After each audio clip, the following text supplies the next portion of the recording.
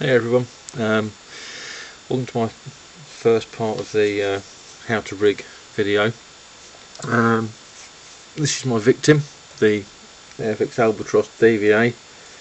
I've built a couple of these in the past and I quite like them, so as I got them cheap from Model Zone, £1.25, this is the one I'm going to use. So first thing you need to be doing is looking at where the rigging is going to be going. Now on the picture here, I hope you can make this out, if not the box art is online, so the rigging diagrams if you really want them. We've got a couple of cables running from the upper wing down to the lower wing, directly above. Cables running from the top of the struts here over to either the lower wing or the fuselage. I'm going to put it through the wing. You've got a couple of cables running from the top of the wing, the inner strut, out to the lower part of the strut, and then you've got another two cables running down from the inner strut down to where these cables run into. So looking at this, I'm going to need to put in 1, 2, 3, 4, 5, 6 holes in the upper wing on either side, and only 3 on the lower wing. So once you've worked out where you're going to be putting your cables, you can then start to look at the kit itself.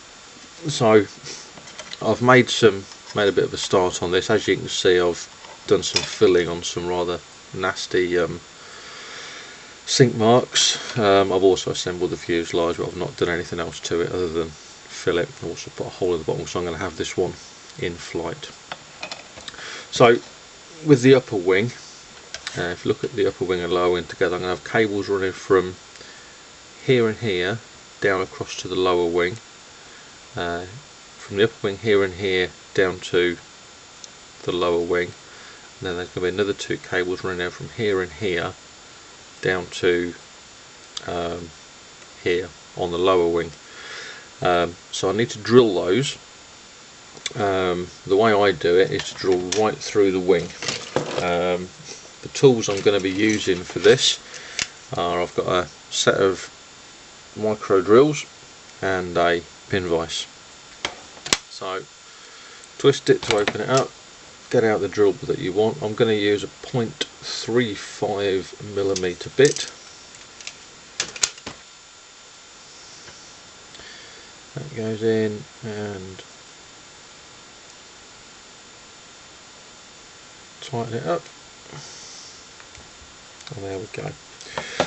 Handy tip that I always try and do if I can is where I'm drilling, to make sure the drill bit doesn't slip, I normally just make a mark first with the point of my knife, and that way I know that when I do start drilling, the drill bit isn't going to slip. And then all we're doing is twisting the drill bit until it goes through the wing, and I'm basically now going to repeat the process with all the other holes that I need to drill. It can be useful to mark out these points beforehand in marker pen or a pencil, just so that you know where stuff's going, so that you don't forget. There we go. And obviously I need to repeat the process on the other side, making sure I get the holes the same distance from the depressions where the struts are going to fit, just to keep things looking nice and even as they would be in real life. Now of course these are not going to be totally accurate, but that doesn't bother me. All I want to do is get the representation of the rigging in place on the aircraft. Now on the underside it's going to be a mess, but it doesn't matter because that's going to need to be cleaned up anyway. So the reason I made the fuselage is because where I'm doing the cables down to here, I need to be able to drill a hole in the wing, and to be able to do that I need the fuselage so I can see roughly where it's going to be. So I think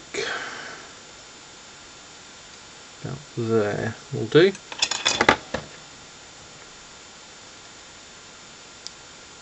And when it's marked out like that, you can just get it drilled. Because you've done one side, you now know where it needs to be on the other side, and you can mark it with a point of your knife and then break your drill bit. Great, I'll be back shortly.